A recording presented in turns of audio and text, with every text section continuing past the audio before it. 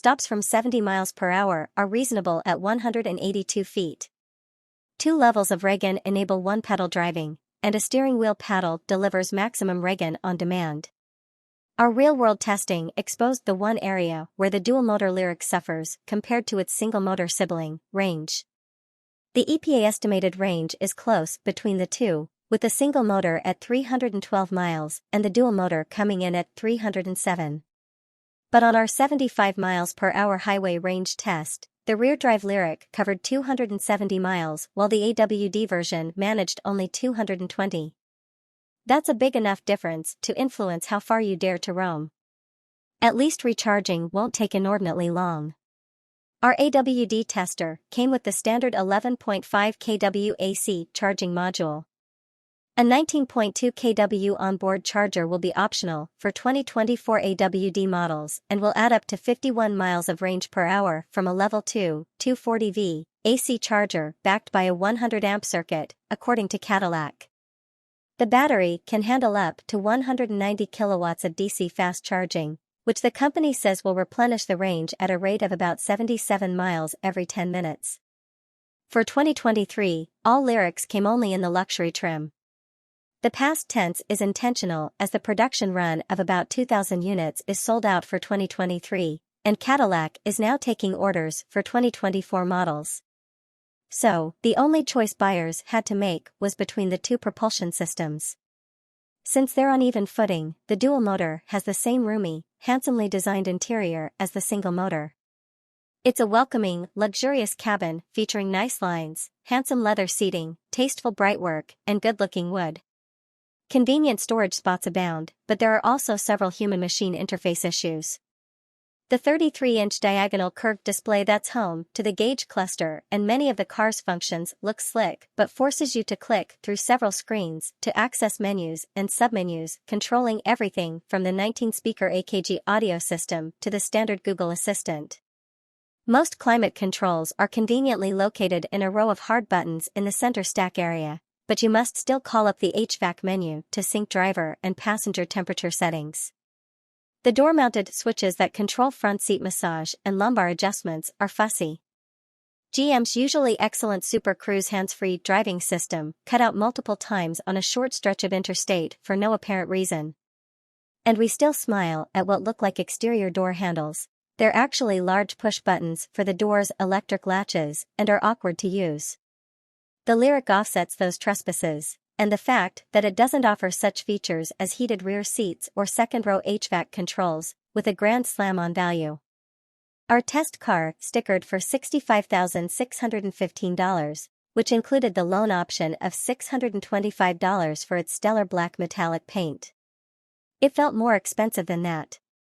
Better still, the Lyriq is eligible for the government's $7,500 EV tax credit, and the price jump from RWD to the more powerful AWD powertrain is a mere $2,000.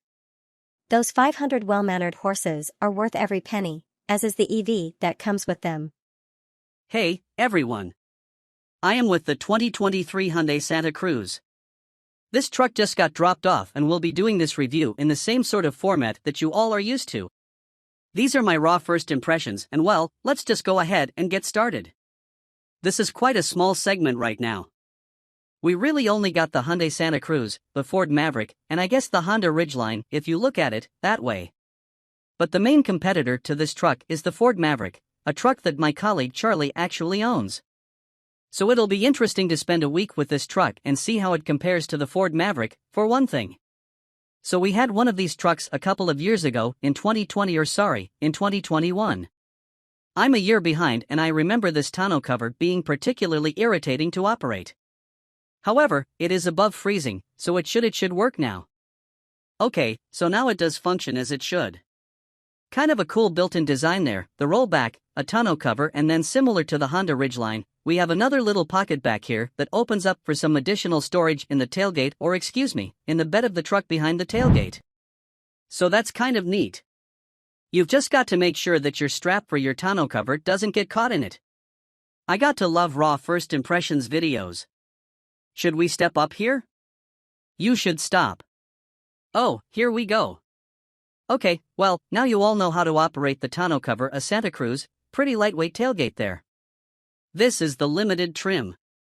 We've got a 2.5-liter turbo, 4-cylinder, we've got a DCT, we've got all-wheel drive. Overall, a pretty striking appearance here with the Santa Cruz. It's pretty similar to the Tucson, but some more rugged styling. As you can see here. We've got some more cladding with a little tiny Santa Cruz there right at the top, kind of neat jump in the back, and this seat is pushed all the way back. So we're actually going to go over to the passenger side, sit back there, black leather interior on this particular truck and the cool metallic gray. Alright. Happened back here. Pretty good room. But honestly, if you compare it to the Ford Maverick, this was one of the lasting impressions with the Santa. It just doesn't feel as open in here as the Ford Maverick does. It feels more SUV-ish and less unique to this segment of vehicle, sliding rear window. Pretty neat.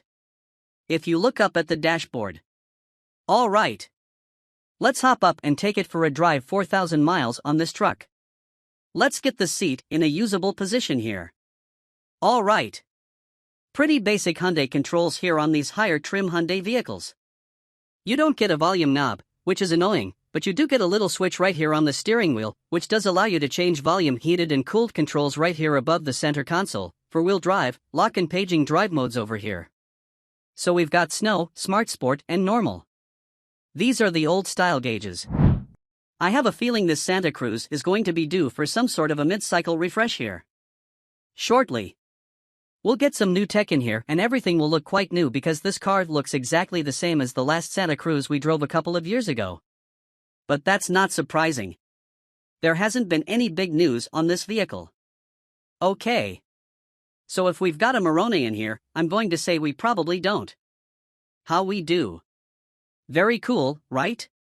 Let's take a look at our Moroni. So $41,000. Okay. Keep that in mind.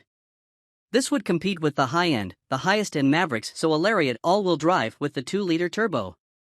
This would still be more expensive. 41 grand.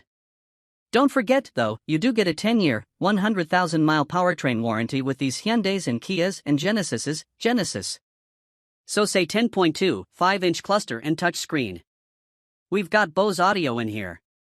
Interesting. Usually you get Harman Kardon and Hyundais. So kind of cool to see something different in here. Where do we have? Oh, here we go. 8-speed. What? Dual clutch and a 2.5-liter turbo. Yep. We went over that. Okay, enough reading them and Roni. Oh, except actually final assembly is Montgomery, Alabama. Quite truckish. Okay, here we go. Smooth shifts from that 8-speed. What? Dual clutch. Okay. I don't fully still understand why dual clutches are such the rage. Still, I imagine it has to do with efficiency because there's no torque converter, but they have so many issues because Americans aren't used to driving manual cars and they aren't used to how manual cars behave.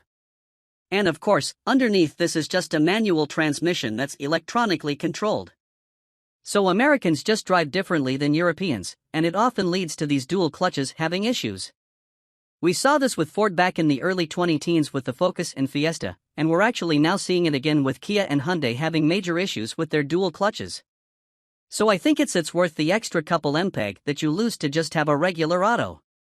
Oh yeah, this is quick, pretty similar power to a Ford Maverick with the 2-liter turbo, but of course what you get in the Ford Maverick you get a regular traditional 8-speed auto. So probably going to last longer than this dual clutch. But if you drive it spiritedly. Oh my goodness. A little bit of torque steer. Yeah. Quite good. This is quicker than I remember it being. Let's try a sport mode. You also have paddle shifters as well as manual control down here, something you don't get on the Ford Maverick. You'd have no way to manually shift gears in that vehicle. It feels very front-wheel drive biased, but you can, of course, lock it into 4-wheel drive if you so desire. But the transmission do its own thing here. Not a bad noise from this 2.5. It's a little grainy. That's okay. You start, you're just in there. So sport mode is of course going to hold gears longer. The alignment is slightly off. It's okay. And these first impressions reviews are tough when you don't have someone to bounce ideas off of. It's like when I'm doing a first impressions review. I'd like to have somebody with me if I'm doing like an end of the week longer view, it's much easier to do those solo. Yeah, not bad. Pretty flat through there. Good power on the out. Alright, let's go back into normal, or actually let's try smart mode coming up on rough right section here for some of the right hazards which right up their front and center space. Okay, it's pretty quiet in here, that would be one advantage over the Maverick. It's certainly quieter going down the road. The ride is quite nice as well. It's a little stiff, but it's quiet again. You don't really hear much road intrusion. Alright. So it's a 45. Yeah, quite nice over there. That is certainly where the Santa Cruz excels over the Maverick. You spend a little bit more money on equivalent Santa Cruzes, but they do feel higher end than the Maverick. I think overall, the Maverick is a cooler vehicle, but this certainly feels like a higher quality item. So there are certain people I'd recommend the Maverick to. There are certain people I'd recommend the Santa Cruz to, which is nice, you know, having that segment available to more than just one type of buyer, even when there are really only two choices. But I guess we've got the Ridgeline, there's three. We've got the heart and the soul of the Subaru Baja. I guess what let's sort of started this trend that was like the El Camino back in the 50s. It's just because of the Australians, because they wanted to have car trucks. So then the Americans bounced off that with the El Camino. And then we also had the Subaru Baja. He fast forward all the way to the 2000s and then they kind of died off, and then now they're coming back again. So Honda rebooted it with the Ridgeline. So it's kind of neat. Well, I will be spending the week with this Hyundai Santa Cruz, and I will actually have Charlie at the end of it for the outro. And I think he will actually be able to spend about a day and a half. So you'll get impressions from both of us in about 10 seconds. On the wrap-up of the Santa Cruz Limited Turbo all-wheel drive, wrapping up our week with the Hyundai Santa Cruz, and Charlie actually spent a couple of days in it close all day. Yeah, so yeah, it's a lot for me with press cars. That's right. Yeah. He was driving 5 other cars in California and doing other things this week, but I was able to spend a good amount of time with it and, well, top end and wrap up our week. You know what I did do with it? What did you do? Let me guess. You probably got something dirty. No. Oh, I parked it next to a Tucson. Oh, did you get a photo? I didn't know, but this looks better than the Tucson. Once a little more angry, a little more aggressive. The Tucson looks a lot more squished. Yeah. In the front. This looks kind of cool. I still think it's trying a little too hard, though. Oh, like or. Yeah. Did you notice that the tunnel cover does indeed work on this one? Oh, they've improved that. Yes or no? I think because it's warm out now.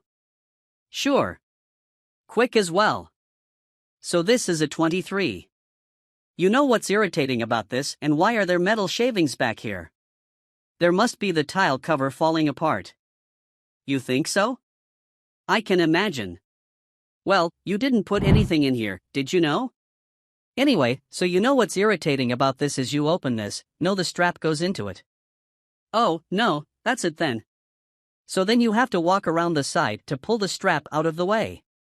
Out of the way, and then close it, and then you have to walk back around. Yeah. Grab the strap. Pull shut. All right. Yeah. That's a lot. Right, well you're shutting it now, or we're driving. Taking a look in here because, you know, we are Maverick for over a year now. I'm trying to think. First of all, this kills the usability of this bag. Yes. Think of all the things I've put in a Maverick and sent photos to you of couches, motorcycles. Well, those are many things. Great ways to start. I would not have been able to fit the motorcycles in here because they go up to the front of the bag. Yeah. And we lose like that's over a foot. Yeah. And then couches. Yeah. Same thing. I mean, I've really utilized the whole thing, and even these little bits take up usable. Yeah. They look cooler. They do look cool. And I know the intended shoppers are different between this and the Maverick, and you could probably, I don't know if you could remove this. I'm sure you could remove that you will share, but like, easily. Yeah. Oh, yeah. Probably not the little adjustable things I could. I can definitely see myself using those. I do wonder though, I think of like, oh, this was boots. That. Yeah, they'd fit and this would be a nice little thing to have. Just a little under storage. Well, this is kind of like a ridgeline. Yeah, that was thinking about that with it says under here, there's a warning that says don't use it for beverages, but it's got a drink. This is a good short out the electronics. Pretty sure. Check it out. Yeah. Yes. Oh, to the latch area. Well, you have to assume that water is going to splash up on the latch causing failures, huh? Yeah, the electronic latch. Yeah. Maybe they mean, like, power washing and or something. That could be. Yeah, it probably happened to, like, 2 people on the 2022 models, and so they put that thing myself. I couldn't be, thank you for assisting. It's a 2-person job to close that. Yeah. I like the soft closed tailgate. Soft, open, soft, open. It's not soft. Close. Yeah. Yeah, there's a lot going on. My brother with the truck, and we'll talk about it more here from inside. But is this a car that people buy more? So to use the front end, occasionally use the band Maverick is a little bit more 5050 like yeah, I could see that because you plan on having a bed in for use. Yeah. Oh yes. Sorry. Would you like to close it? Well, because I can do the honors. It's very graceful. Okay. Would you like to drive? Yeah. Yeah. Not a ton of sidewall on these giant wheels. No, I think they're toes.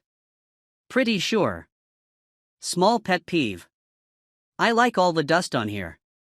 Well, yes, that I. Oh, come on. Is that why you wear hoodies all the time? Easier to clean off screen. Yeah.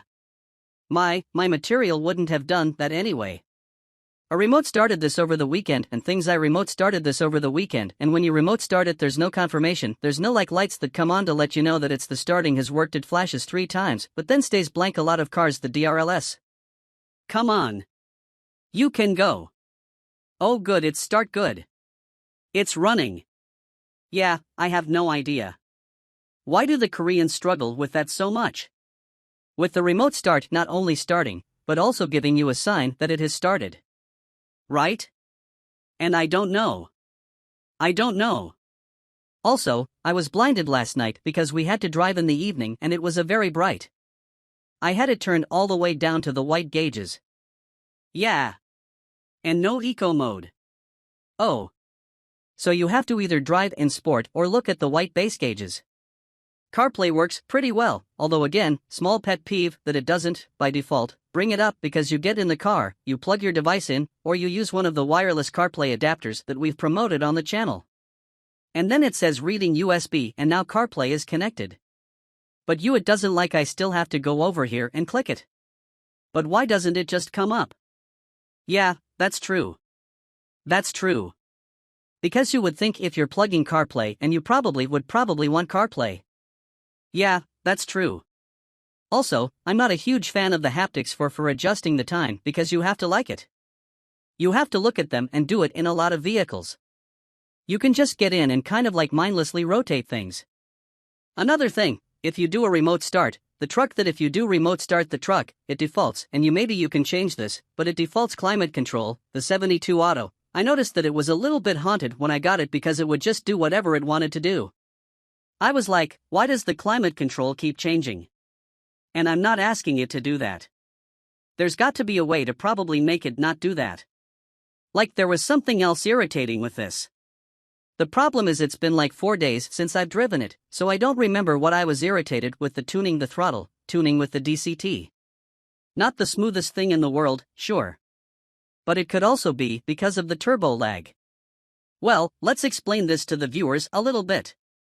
who maybe not aren't quite as technically minded. This truck, as opposed to many other vehicles, for its transmission uses a mechanism or where two physical clutches have to come together and meet and marry in order to propel the car forward, similar to that of a manual transmission, as opposed to most automatics which use a viscous fluid in order to be able to stop it. It's a vicious meaning. It's thick like peanut butter and a torque converter, like a warm peanut butter. Yes. And the torque converter to propel the car forward, and those torque converter automatics do lose a little bit in fuel efficiency, but they make up for it in the smoothness.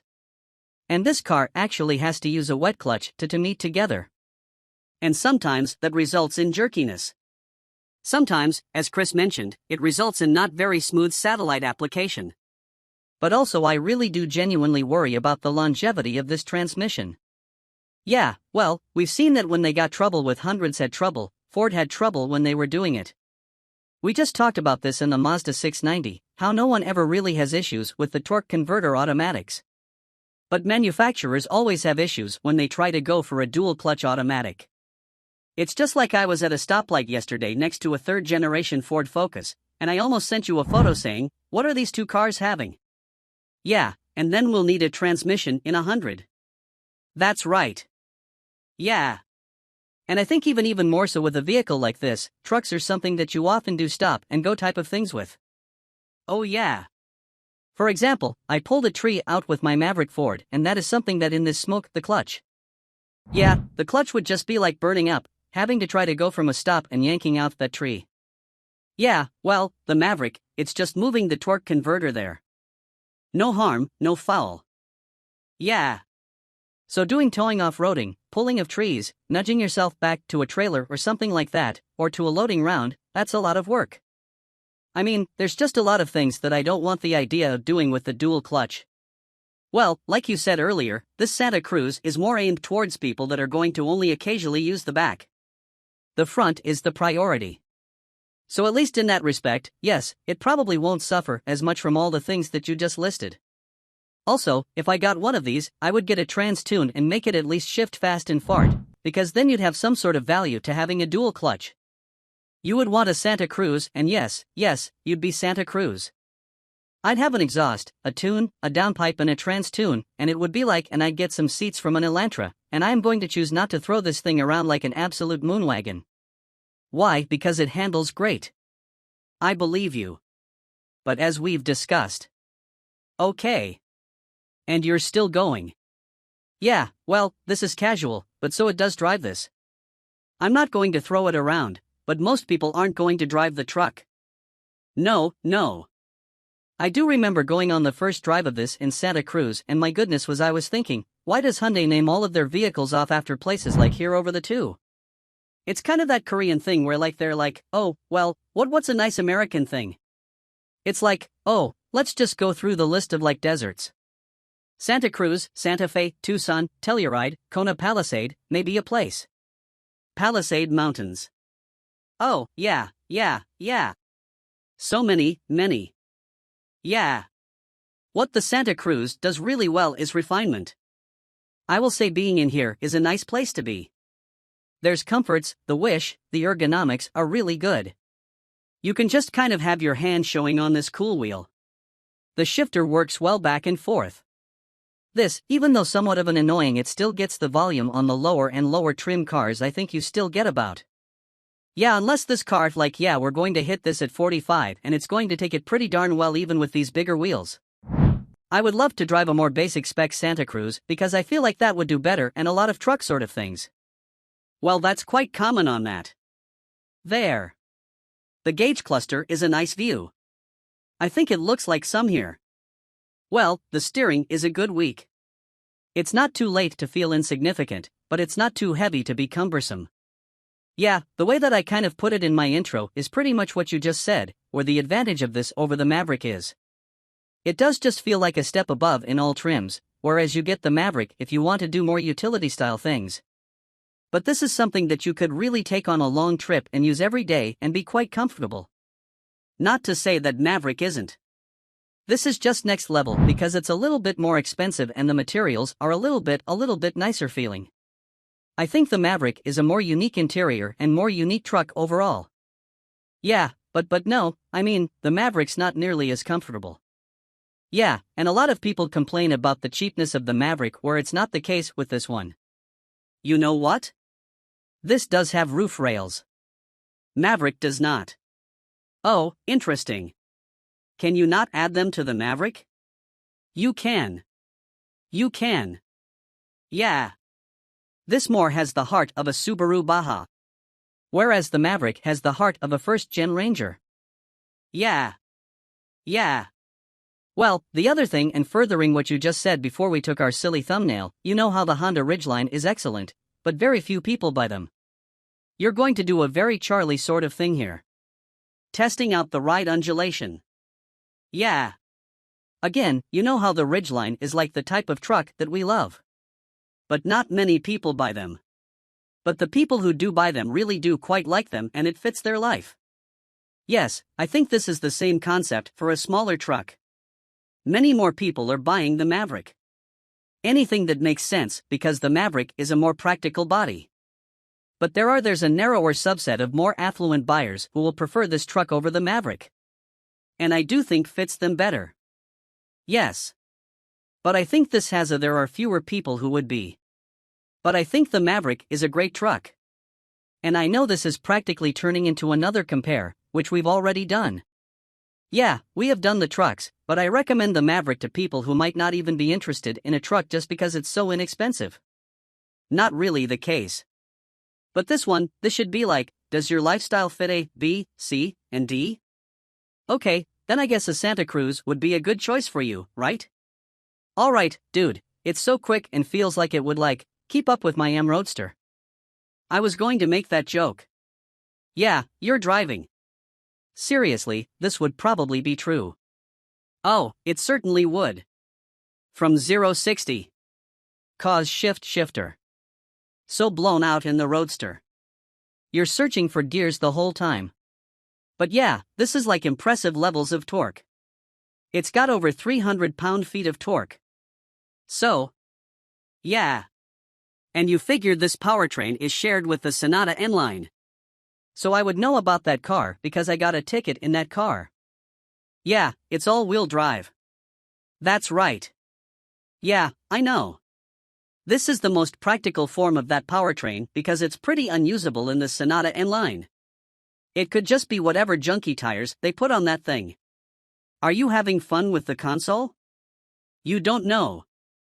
It just feels good. Take the racing line at this apex. I think you. I'm going to leave this part in as no. Charlie just said something offensive and I had to cut it out. It's objectively true. Okay? I didn't say anything bad about them. Okay, I'm going to beat this. People are going to say, you got 300 pound-feet of torque. Yeah, yeah.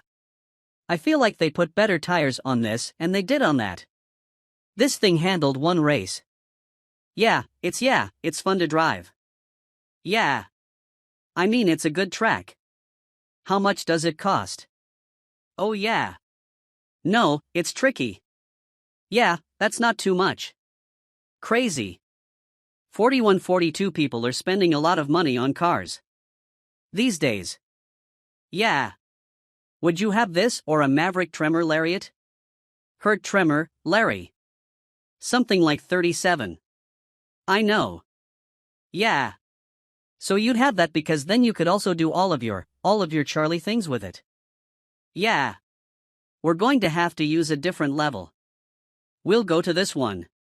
Yeah, I mean, I know there are a lot of people who, especially if you lease cars or whatever, it doesn't matter. But I would be genuinely concerned about owning this and doing the things I do with the dual clutch. Yeah, I really would be. So I'd get them the Tremor rides better. Yeah. This is a nicer place to be. I think I'd have this for uniqueness, cause you never really see these and it's just kind of a cool factor thing. And either way, you see Mavericks, though, you don't see Santa Cruz at all. I see these more when we're out west, right? These are more of the lifestyle of beach people. Well, let's take a couple surfboards back there. That's alright. Yeah, it's cool. At the launch event, they took videos for the launch event with some famous surfer. Might have been Kelly Slater, but I don't know who was like, I really like the Santa Cruz, and I can do all my surfing thing and go hang out with my friends at the beach. I'm like, okay, PR stuff. You could just buy a 987 Caymanas because it comes with places to screw in a roof rack, that would be better. And then you could put surfboards on that, although you would probably have a small aneurysm if anyone got a grain of sand in your car. That's true, but you could just buy another, not mine. You need to buy a 47. Ladies and gentlemen, if you're interested in the Santa Cruz, buy a 987 Caymanas. And that's right, because it's about the same price. Yeah, well, it's actually cheaper. Cheaper, like 10 grand. And the transmission will last longer. Yes. And that's Daily Motor, and that's the 23 Hyundai Santa Cruz. I'm going a different color to it. I was just going to say that I kind of like this gray because it's got some cool flake. I agree that I would get a different color, but I don't mind this. Gray, yeah, it's just boring. It is bland. I wish you could have this in yellow. I would be sick if you could get yellow. What's the type of truck that like? It needs to be amped up a bit by the colors again. That's what matters. Yeah, well, it's a bunch of cool colors on it.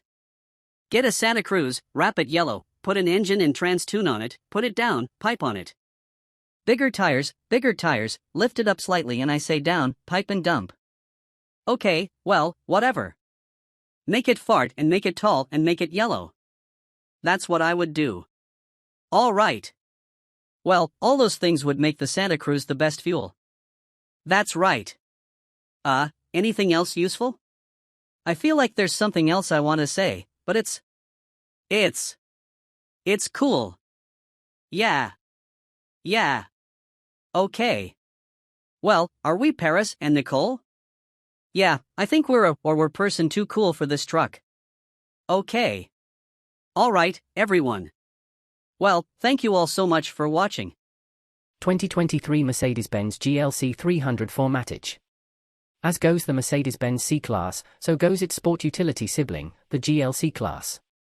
Benz's compact executive sedan received a comprehensive makeover for 2022, adding a 48-volt mild hybrid system to the powertrain and overhauling the looks, the cabin, and the tech therein. Now, it's the GLC's turn, and while the 2023 GLC 300 may not look all that different from the outside, it's grown a bit and picked up some notably nicer accoutrements. The 2023 GLC 300 hides its newly envisioned dimensions well in pictures, but it does appear portlier in person. With the wheelbase unchanged at 113.1 inches, and length expanding 2.4 inches to 185.7 inches, all that growth goes right to overhang, an observation our bathroom mirrors are all too familiar with. Luggage capacity is up by nearly 3 cubic feet, to 22 total. Since the wheelbase is unchanged, it shouldn't come as a surprise that front and rear legroom change by just 0.1 inch, the front shorter, rear longer, and feel no different in the new model. A few other dimensions have been massaged to boost aerodynamic slip. The GLC 300's drag coefficient now measures 0.29, an improvement of 0.02 over the outgoing model. Overall height is down 1/10 of an inch, the front track grows by 0.3 inch, and the rear track is nearly a full inch wider than before. Weight is up a fair bit, to 4,406 pounds versus the 4,122 pounds we measured in a 2020 model. Whether it's purchased with rear or all-wheel drive, a $2,000 upcharge, the GLC 300 is now a 48-volt mild hybrid. The integrated starter generator bolts up to a turbocharged 2.0-litre inline-4, producing the same 255 horsepower as before, but torque rises 22 pound-feet to 295. The electric motor can add up to 23 horsepower and 148 pound-feet, but not at peak. That motive force gets routed to the wheels by way of a smooth-shifting 9-speed automatic transmission. With nearly 300 additional pounds of mass being shoved around and only 22 extra pound-feet on tap, the 2023 GLC 300's acceleration suffers, but not by much. The GLC 300 reaches 60 miles per hour in 5.7 seconds, 0.3 seconds behind the 2020 model. The story's similar in the quarter, with the 2023 model crossing the line in 14.4 seconds at 95 miles per hour, a negligible difference to the 2020's 14.2-second run at 96 miles per hour. These numbers remain superior to the last BMW X330i we tested, and they're about even with the Audi Q5 45. Some of this comes from the tires, which on the 2020 model had 235 divided by 55 R-19 Pirelli Scorpion Verde. All-season run flats at all four corners. Our 2023 example wears wider, staggered AMG wheels, $850, and rolls on 20-inch Continental Eco Contact 6 summer rubber measuring 255/45 up front and a whopping 285/40 in the rear. That Rubenesque contact patch certainly helps explain our improved skid pad figure of 0.88 G, besting the old GLC's 0.85 G. Not that impressive, though, when accounting for the transition from all-season to summer tires. Mercedes's tweaks to the 2023 GLC Formula Boost EPA estimated highway economy to 31 miles per gallon, 3 miles per gallon more than the outgoing model. The GLC 300's newfound electrification also sweetens the SUV's on-road demeanor. This stop-start is among the smoothest on the market, reviving the gas engine with nary a shudder. Under deceleration, it's difficult to notice when the engine shuts off for low-speed coasting. This smoothness extends to the steering, painfully so, as it's devoid of off-center buildup and is just numb all around, and the brakes, which are easy to modulate for consistently smooth stops. The remaining parts of the Merc's driving experience would be best summed up as sport-adjacent. The GLC's standard adaptive dampers keep things nice and smooth over mildly uneven parts of the roadway, and body motions are well controlled, but more dramatic humps and bumps transfer a good bit of motion inside. If we were ordering our own GLC 300, we'd stick with the standard 18-inch wheels, with tires that have thicker sidewalls and should deliver a better ride on Michigan's Martian roadscape. Chuck the GLC into a corner and, sure, it'll lean more than a C-Class, but it stays well sorted and makes a good case for taking the long way back from school drop-off. The four-banger sounds pretty good when you give it the beans too. It's a damn shame about that steering considering how well sorted the rest of this car is. If your commute has more traffic lights than curves, you're in luck, because now you can appreciate just how much better the GLC 300's interior is. The waterfall-like center console shape remains, but the rest has been revamped to match the style found in other Mercedes vehicles, and it works well. Our sample GLC's dashboard was covered in natural grain blackwood with aluminum strips, $200. The steering wheel has been upgraded with a sharper design, but fans of physical buttons will find very few anywhere inside, a point of occasional frustration, as the capacitive directional pads on the steering wheel spokes are way too easy to activate by accident. The panoramic roof, $1,500, features a thinner cross strut too, not that anyone would notice. Do you love screens? Well, the GLC is a modern Mercedes, so you'd better. The old model's deep-gauge binnacle has been trashed in favor of a 12.3-inch display with multiple layouts, and the capability to display a full navigation map. The 11.9-inch standard center touchscreen runs the latest iteration of MBUX infotainment software, which is responsive, sufficiently easy to navigate, and includes wireless smartphone mirroring. The center display will pick up and reflect greasy fingerprints like nobody's business, so take your preschool instruction to heart and wash your hands often. While the GLC 300 4MATIC's $50,250 base price is in line with the segment, things can get expensive in a hurry. We're staring down an as-tested price of $65,950. Some of that comes from the top Pinnacle trim's $4,450 price bump, but standalone options sure aren't cheap either. More aggressive AMG line styling will set you back $3,450. Although the night package's blacked-out trim only adds $200 to the bottom line.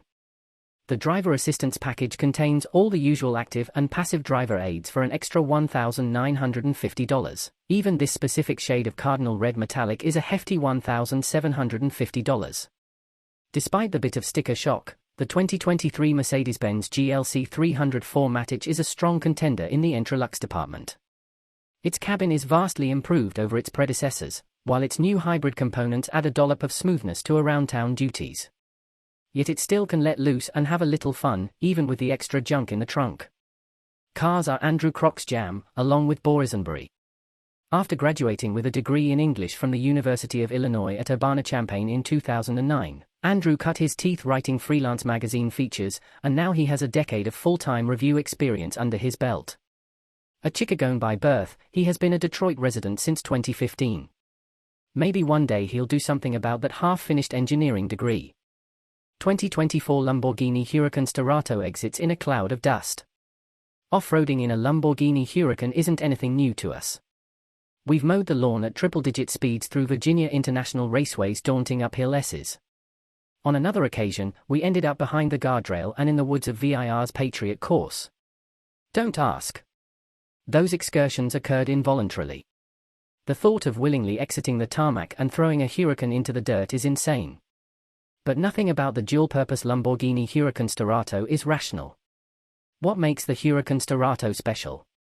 Just look at the thing's bulging fenders, the rally-inspired light pods grafted onto its angular nose, the roof-mounted snorkel and optional luggage rack, and the oddest-looking tires to be fitted to a Huracan. It's clear this is not a typical supercar. The Starato is part Bruce Wayne, but mostly Max Rokitansky. A little touch of class, but all badass, this is the first Lamborghini since the LM002 to wear dirt well. The Starato isn't a byproduct of Porsche transforming the 911 into an off-road buggy with the Dakar.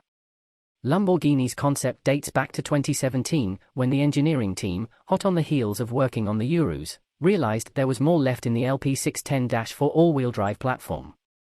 Why not fit it with longer electronically controlled dampers and softer springs to provide 1.7 inches more ground clearance than the Evo and softer anti-roll bars to enable more articulation?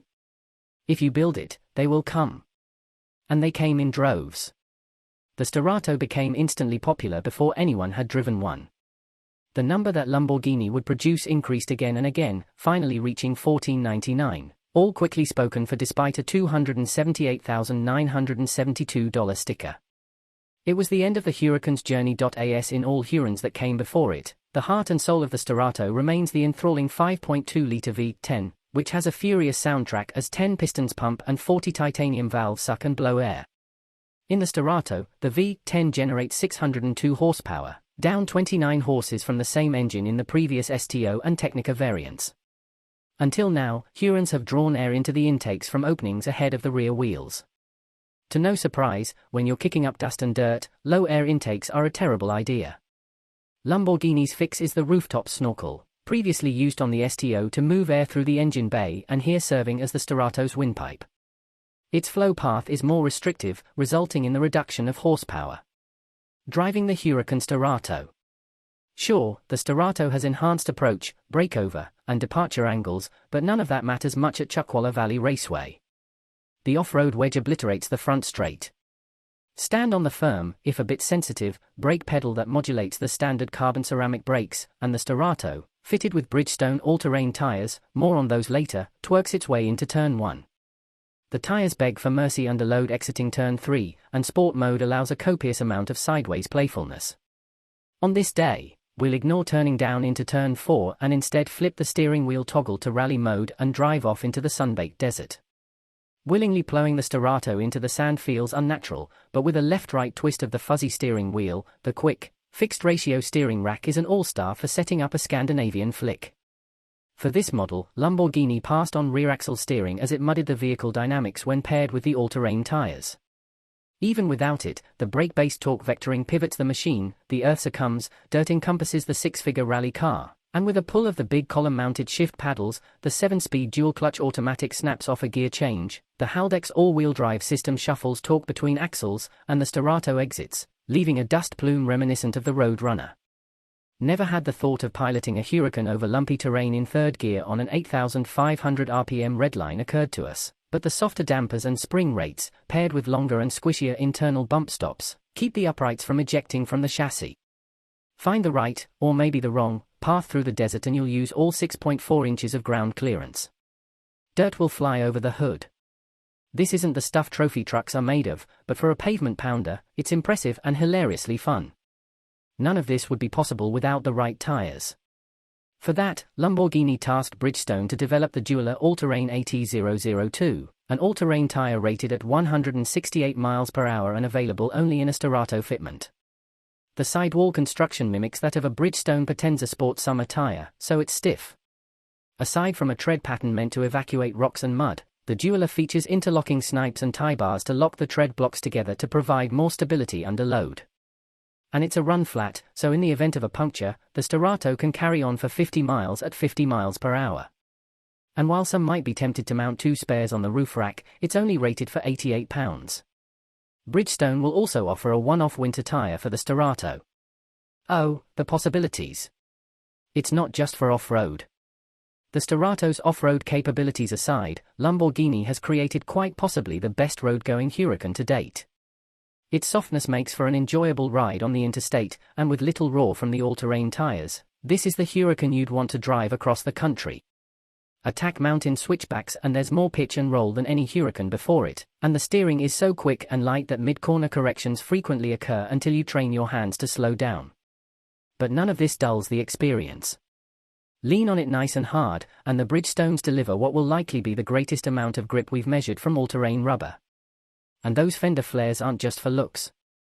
The front and rear tracks have been widened by the 1st of February and the 1st of March inches, respectively, giving the Starato a touch more sure-footedness, other than a digital inclinometer, a pitch and roll display, and GPS coordinates in the central display. The Starato's interior is much the same as any other Huracans. Perhaps one of the coolest features is its ability to sync an Apple Watch and record your heartbeat. And your heart may skip a beat driving the Starato. Even more so than all the Huracan variants that preceded it, this Lamborghini is one wild ride. 2024 Audi Q8 e-tron and Q8 e-tron Sportback go farther, quietly. The Audi Q8 e-tron and its smooth-backed sibling, the Q8 e-tron Sportback, enter 2024 with a new name, more range, more efficient batteries, better aerodynamics, and faster charging. The mechanical changes address customer concerns about range and performance, while the name change, from just plain e-tron to Q8 e-tron, is to give buyers a better sense of where the big two-row SUV sits in the brand's lineup of EV and ICE offerings. Like the gas-powered Q8, the Q8 e-tron sits at the top of the range, a roomy cruiser ready for glamorous day trips or making day-to-day errands feel glamorous. The base model starts at $75,595, and the Sportback Launch Edition we drove, with the dark chrome S-line trim and orange piped leather interior, rings in at $95,395 with options. Q8 e-tron range and charging times. The dark chrome and orange details are hints that the Q8 e-tron is a luxury SUV with a touch of sporty flair. It gets a bit more flair for 2024 with both a redesigned grille and headlights that highlight its slightly wider body. The styling changes also reduce drag, achieved through new wheel designs, shutters in the nose that can open for cooling and close for smooth sailing, and bodywork around the wheel wells that channels the wind. The wind cheating helps the 2024 Q8 e-tron get better range than the 2023 e-tron, an EPA estimated 285 miles for the standard version and 296 miles for the Sportback, 300 miles with the optional Ultra package, up from 225 to 226 miles before. The improved aerodynamics also let the air also pass by with barely a whisper of wind noise, even on the highway. The Audi's improved efficiency isn't just from the aero updates. The Q8 uses two motors, and for 2024, the rear motor gets extra windings that allow it to create a stronger magnetic field from the same incoming electricity. The result is more torque and reduced energy consumption. Couple that with a higher capacity battery, 106.0 kWh compared to the outgoing 86.5 kWh pack, and you get more range. Recharging times have also improved. The 2024 Q8 can now take in 170 kilowatts, up from 150 kilowatts, at a DC faster charger and should be able to go from an almost empty 10% battery to a back-in-action 80% in around 31 minutes, according to Audi. For Level 2 home charging, the standard 9.6 kilowatt charger will refill the battery overnight, in about 13 hours, while an optional 19.2 kilowatt setup, an $1,850 upgrade, can do it in half that time, driving the Q8 e-tron. We have to admit we weren't doing charging math while behind the wheel of the Q8 e-tron. In fact, we were somewhat startled to look down after a glorious run through the dappled light of a Northern California redwood forest and realize we had about 40 miles of range left. It's easy to lose track of how far you've gone because the Q8 is so pleasant to drive. It's quick, with a combined 402 horses from its two motors, but not neck-snappingly so. From a stoplight, a foot to the floor would get you to 60 miles per hour in 5.4 seconds, according to Audi, which is middling acceleration by EV standards. And yet it strikes us as just the right amount of power for an SUV of this size, not so fast that you're backing off in a panic if you get a little heavy-shoed, but plenty torquey enough to power out of curves and confidently merge into fast-moving traffic. Changes to the Q8 e-tron steering and suspension improve the driving experience. A quicker ratio of 14.6 to 1 instead of the previous 15.8 to 1 results in a more responsive wheel. The front suspension gets a stiffer bushings, and the adaptive air springs, which offer 3.0 inches of height adjustment, soak up bumps and ruts with aplomb. Along with the suspension settings, the Q8 offers 7 different drive modes, which alter ride height, accelerator response, steering feel, stability control programming, and power delivery. Brake energy regen can be adjusted via paddles on the steering wheel, and the most aggressive setting will just about bring the car to a complete stop. The brake feel is fantastic, with no grabby spots in the pedal travel as the Q8 transitions from regen to friction braking. As is often the case on California's Highway 1, we had to stop several times due to road construction. In the Q8 e-tron Prestige, with its massaging seats, the delay afforded the opportunity to kick back and admire the drifting coastal fog as it floated gently over the panoramic glass roof. Well, during the second stop, we were able to do this. The first one was spent delving through the extensive menus in the 10.1-inch upper display screen to figure out how to turn off the various lane-keeping beeps. For the record, it's in both the settings menu and on the end of the turn signal stalk.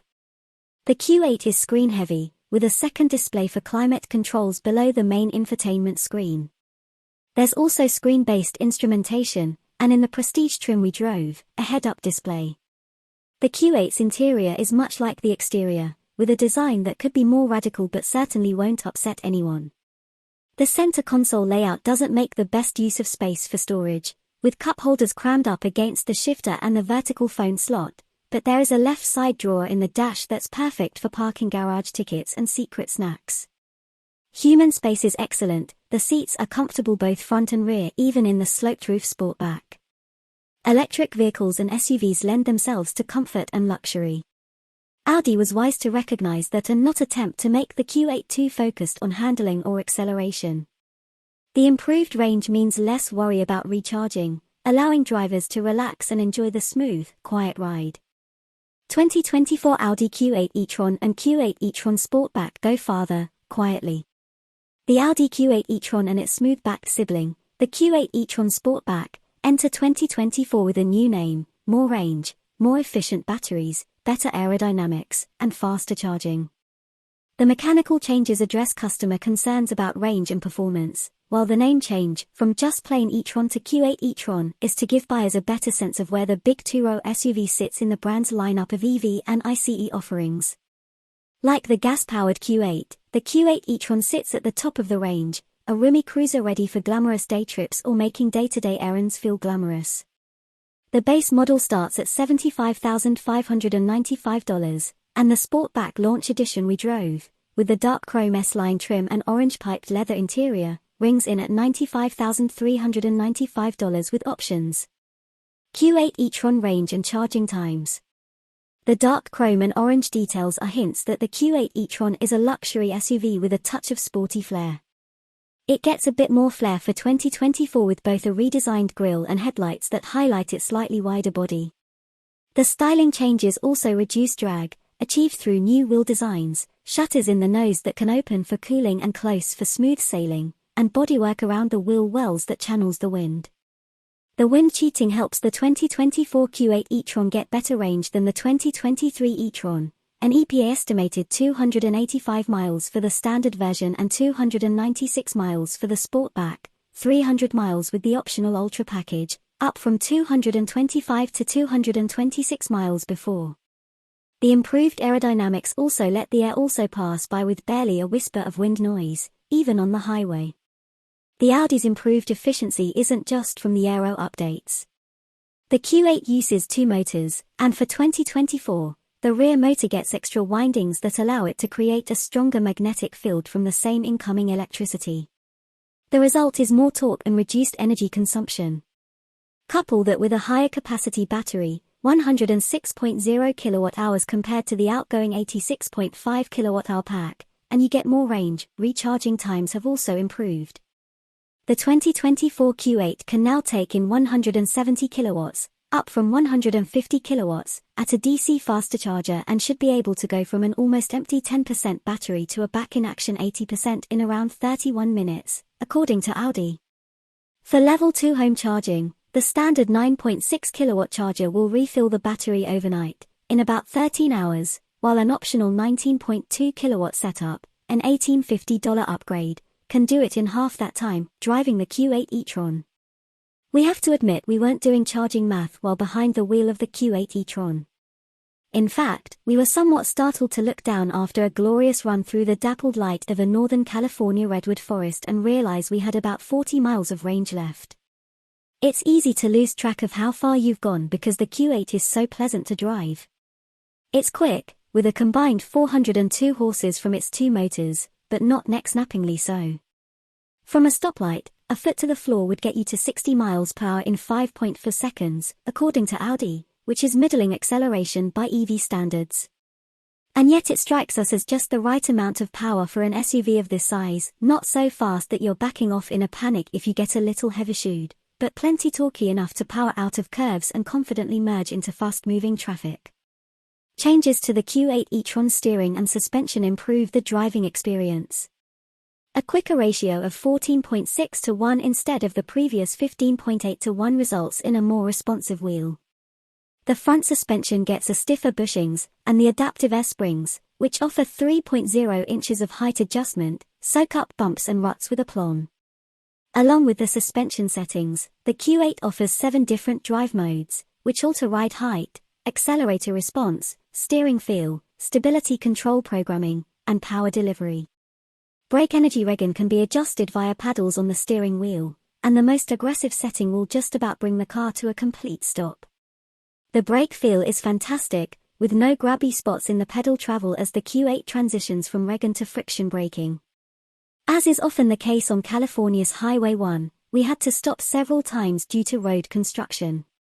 In the Q8 e-tron Prestige, with its massaging seats, the delay afforded the opportunity to kick back and admire the drifting coastal fog as it floated gently over the panoramic glass roof. Well, during the second stop, we were able to do this.